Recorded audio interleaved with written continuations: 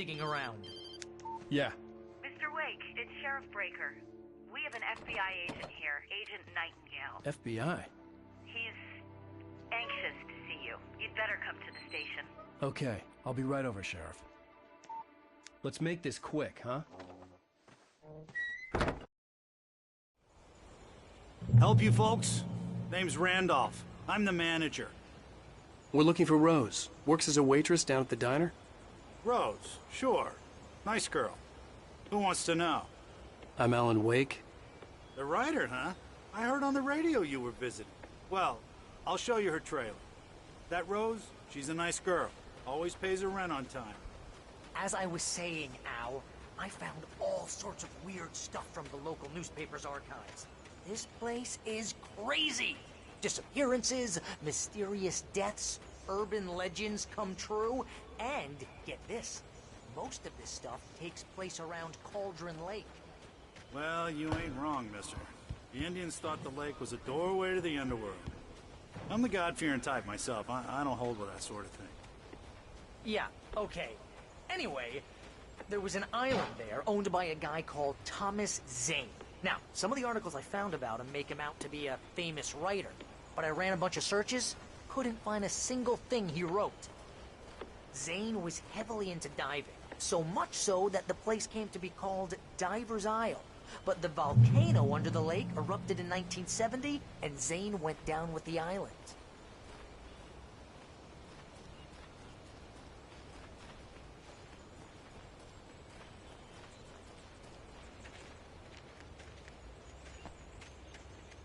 Yeah, how about that? It was there in the morning, as if it had fallen from the sky. But it would take a tornado to lift something like that.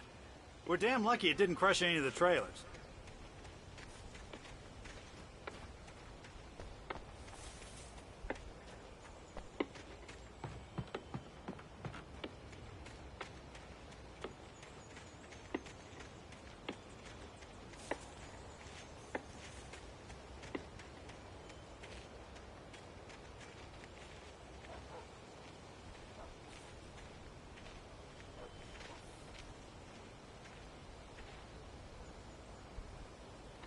It gets better. A local girl, Barbara Jagger, drowned in Cauldron Lake just a week earlier. They were lovers. Sure, Jagger's a local spook story. The Scratching Hag. Comes for you in the dark. Childish stuff like that. Anyway, Al, I'm just getting to the best part. All of the articles about this stuff were written by Cynthia Weaver.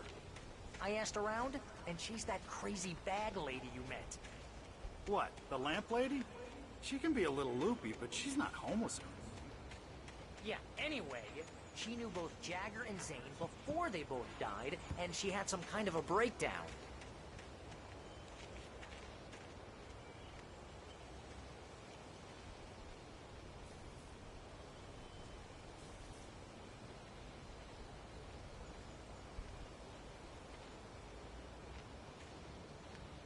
Well, mister, this here's Rose's trailer. You mind me asking what you want with her?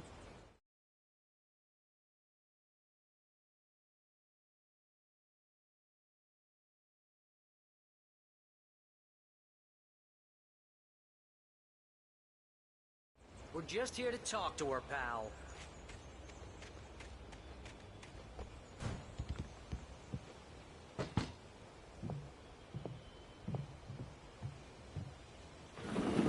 Welcome to...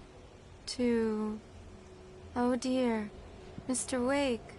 I'm so glad you're here. Rose, you have my manuscript? Oh. Oh yes. Yes. Please, come in. Hey, this is really good.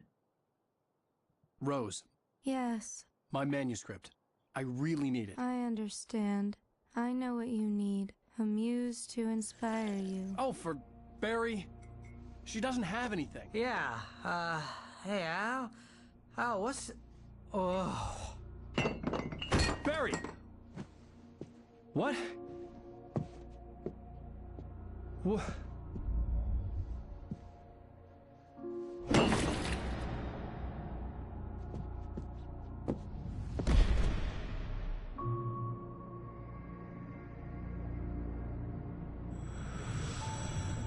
It's coming for you, hiding in my barber's skin.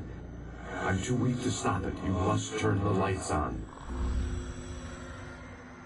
I promised I'd come visit you and your lovely wife. You must finish what you started. I insist. You must turn the lights on. Turn the light on. Back to work, boy.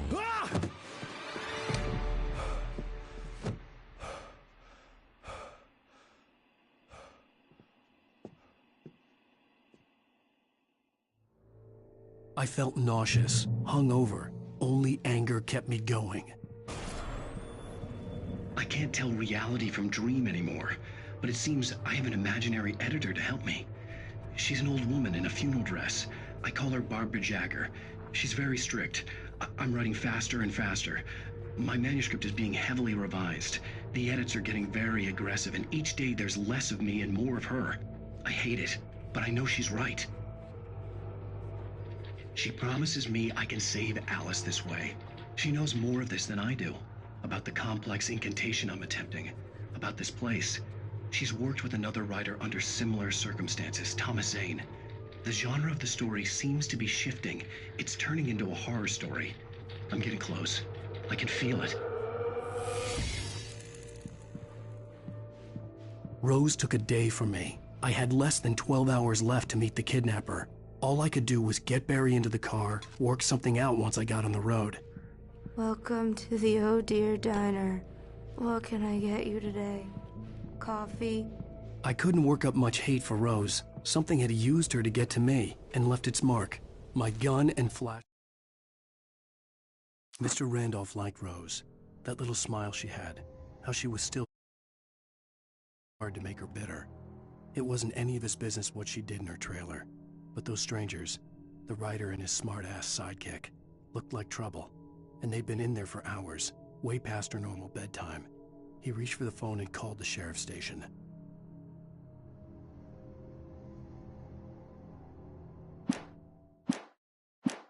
Light were gone. I'd have to find a way to get Barry into the car as quickly as possible. There was no time to waste.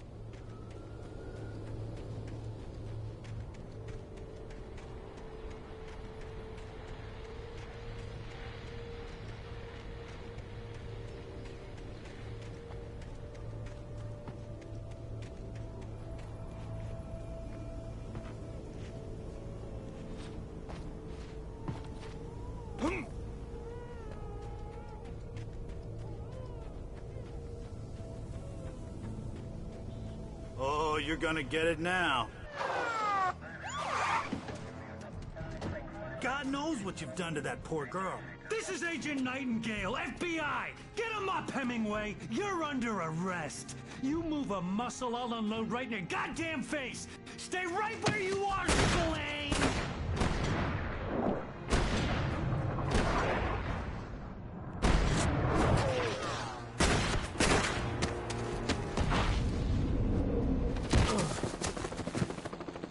What are?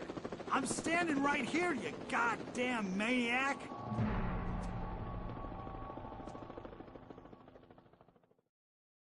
I hated to leave Barry behind, but there was no way I'd miss my appointment with the kidnapper. Give it up, Mr. Wake! Come on! Take it easy now! Don't let him get away! Move it! Move it! Move it! 500 shots if you let him get away!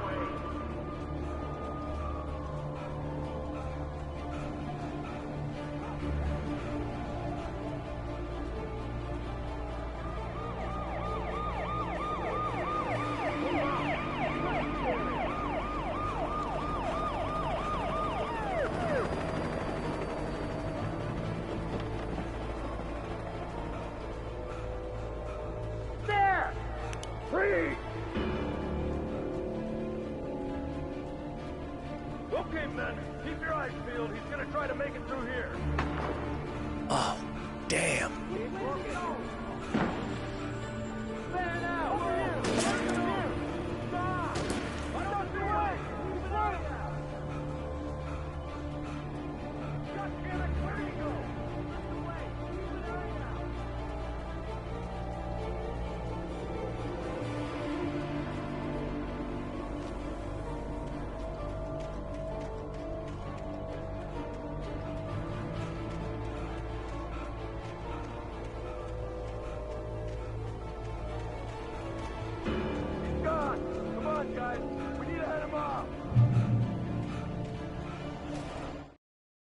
For decades, the darkness that wore Barbara Jagger's skin slept fitfully in the dark place that was its home and prison.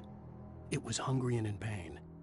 It dreamed of its nights of glory when the poet's writing had called it from the depths and given it a brief, terrible taste of power and freedom. The rock stars had stirred it from the deep sleep the poet had sunk it back to in the end. When it sensed the writer on the ferry, it opened its eyes.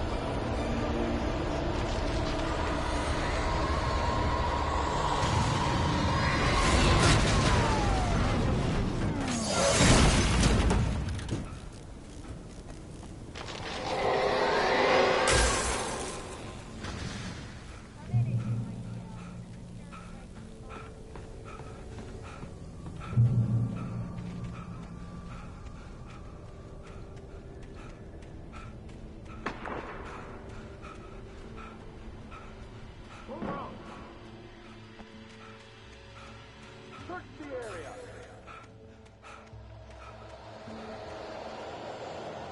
Stay sharp. This way. Over here.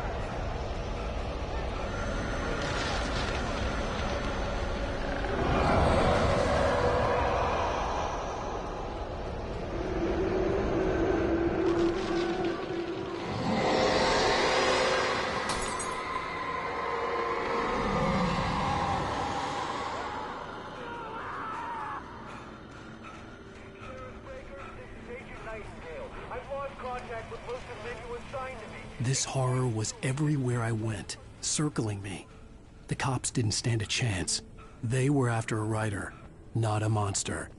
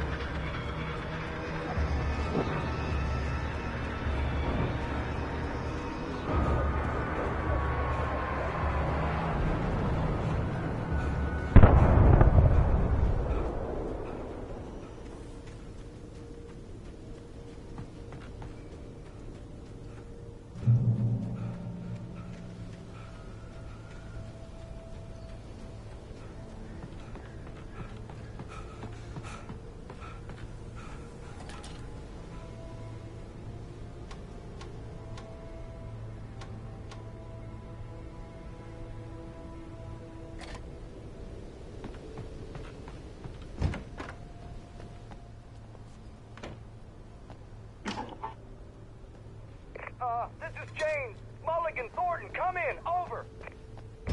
Thornton here. James, we got both Wheeler and Rose in custody. They didn't put up a fight or anything. Why, they were... Hey, what you... Come on. Get out and give me that. I imagined that the broadcast tower in the distance was part of the local radio station. Maine seemed like a decent guy. Perhaps he could give me directions to the coal mine.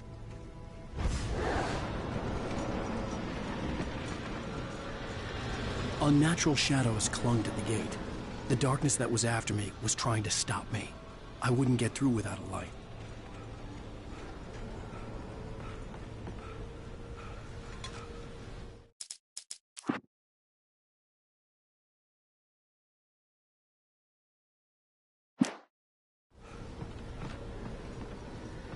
There was no power to the searchlight.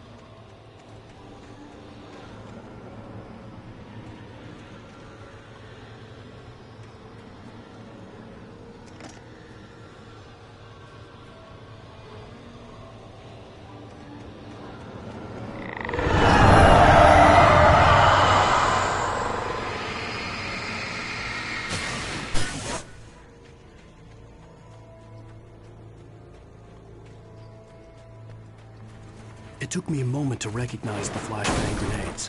They were an ideal weapon for my situation. Team 1, come in. Over. Team 1, this is Sheriff Breaker. Report. Over.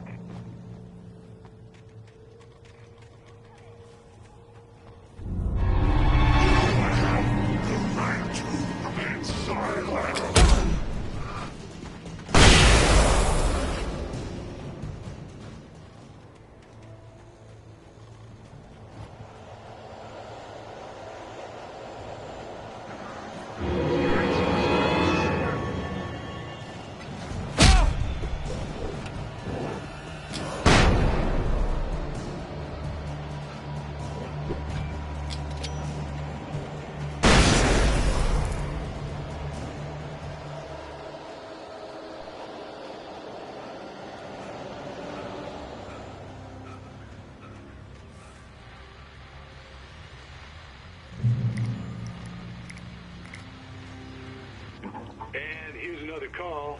You're on KBF-FM with Pat Maine. It's Milt Peabody, Pat. What's on your mind, Milt? Well, I live near the trailer park, Pat, and there's a big ruckus going on over there. Yeah, right.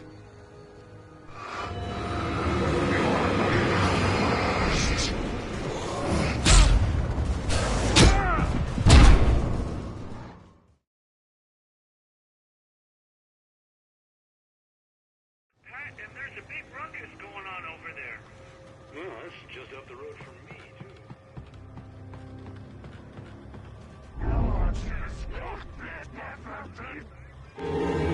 You're under arrest.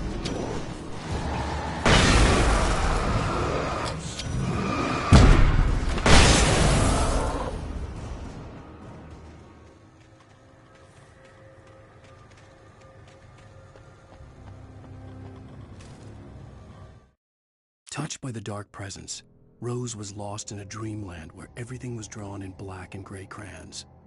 The old lady had promised her that all her wishes would come true. She would be Alan Wake's muse. She was smiling so hard it hurt her face. She crushed a bottle full of sleeping pills into the coffee. Deep down inside, she was screaming in terror.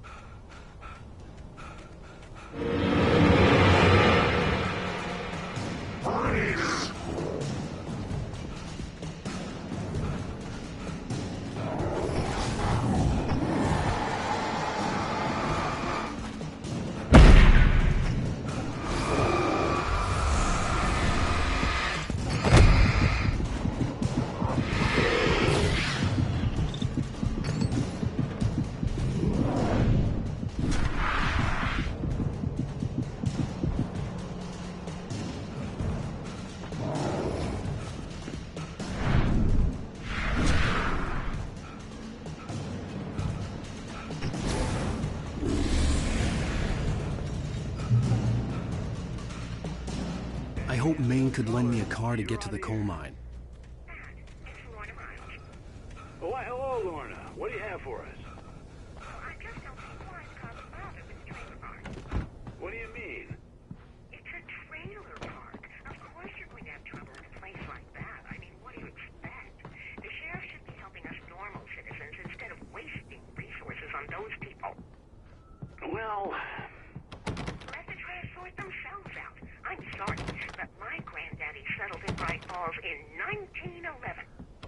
Well, thank you very much for that, compassionate viewpoint, Lorna. Oh, here's a little surprise. The famous writer Alan Wake just walked in. Folks, I'm going to see if I can talk him into an interview. Come on in, Mr. Wake. Oh, I'm so glad you could find the time to do this, Mr. Wake. Nowhere to run now, Dan Brown. You back away from me. Don't hurt it. Whoa, whoa, whoa. Everyone calm down. Put the gun down. We're all friends here, right? Cool your jets, Nightingale. We got him. Judas Priest! What the hell's the matter with you? There's a civilian in there.